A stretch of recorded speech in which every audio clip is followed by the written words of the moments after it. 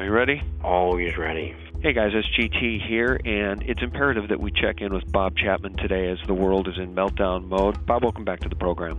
Well, thank you very much. Boehner is saying, and I quote, the president is trying to set up a no-win situation for taxpayers. Either he gets his $2.4 trillion blank check or America defaults. Bob, what do you think should happen? I think they should default.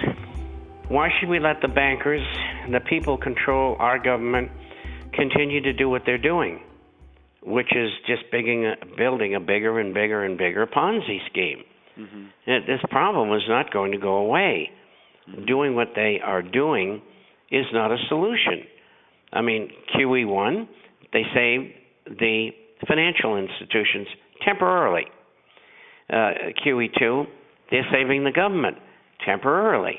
They haven't solved anything. Unemployment is moving higher. Retail sales are, if you discount the inflation in the sales, they're running about a -2%. That's not very good. The GDP, they're talking about a better GDP growth in the second half of the year.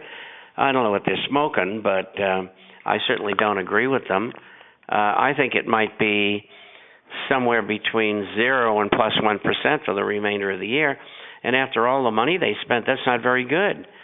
So it's really a mess, and it's not getting better. Well, let me ask you this. When you say we should just default, obviously that would devastate the working class in this country and the working poor. But, you know, as Peter Schiff has noted, there is plenty of tax income. There's plenty of tax receipts to pay, pretty much the minimum due on our national debt, our interest, our $300 billion a year. So technically there is no real need for default yet, but it's coming. Sooner or later, it's going to happen. But you're saying let's just get it over with now, huh? They should have got over with in January of 1990. They had a wonderful opportunity between 90 and 92, but no.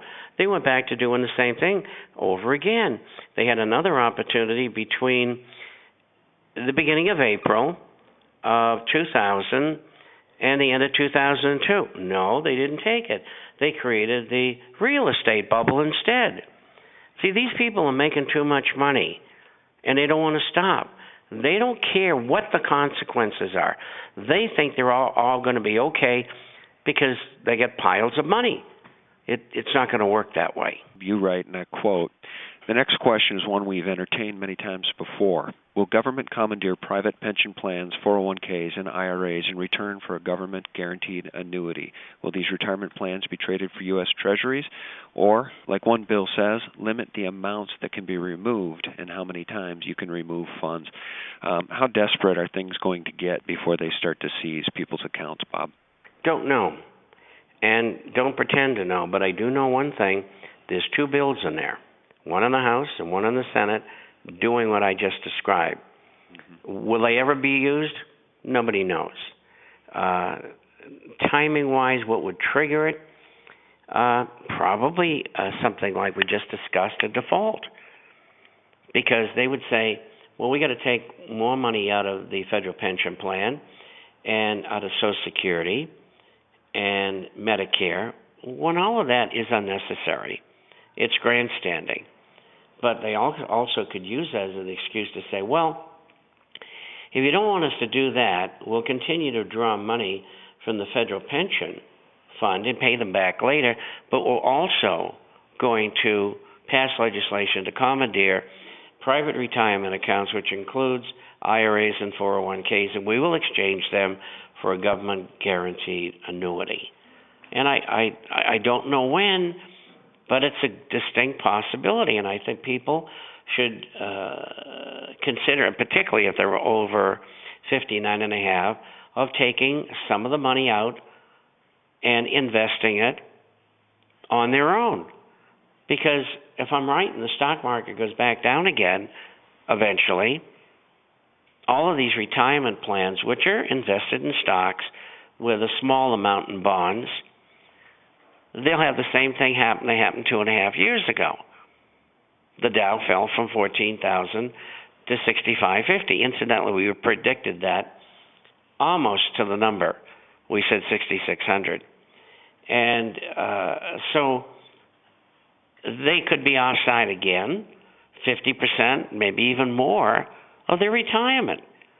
And so I think the best thing for people to do is start moving funds out if they can, or borrowing against their 401ks. I mean, who can trust the government when they don't tell the truth all the time? In fact, they tell the truth very seldom, unfortunately. You know, I have so many questions to run by you, one of which, and we don't have to spend a lot of time on this, but I interviewed Bill Still recently, the producer and the mind behind The Money Masters, and more recently his documentary, The Secret of Oz. And we're talking about a return to the gold standard. In his mind, he thinks that is such a huge mistake because it'll only give the power back to the bankers who really, in essence, own all the gold anyway. His thesis is that the bankers have always owned the gold. They own the gold. The gold, even in Fort Knox, isn't even there in his estimation at this point. I don't know that he'd get an argument out of you. He believes that we should return to a debt-free, government-issued currency, and it doesn't have to be gold. It doesn't have to be gold-backed. What's your take on that? Absolutely wrong. What is to keep governments in line if they don't have a gold standard?